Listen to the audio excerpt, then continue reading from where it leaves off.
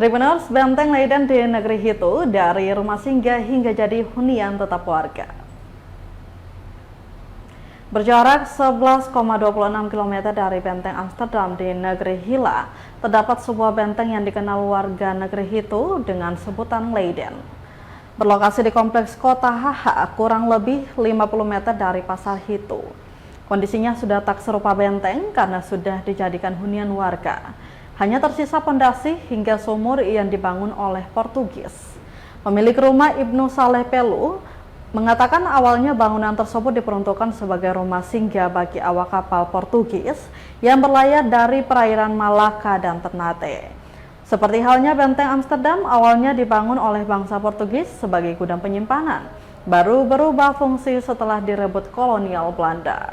Oleh Portugis, benteng ini dikenal dengan sebutan Van Werwe, kemudian berubah nama menjadi Blokhuis Omstrix setelah direbut Inggris.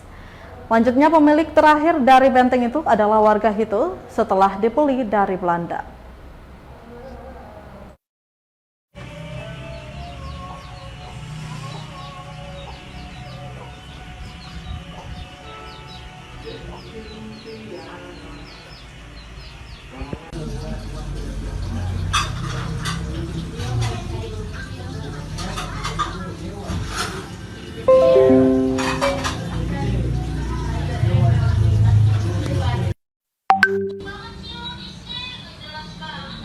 Download Tribun X sekarang, menghadirkan lokal menjadi Indonesia.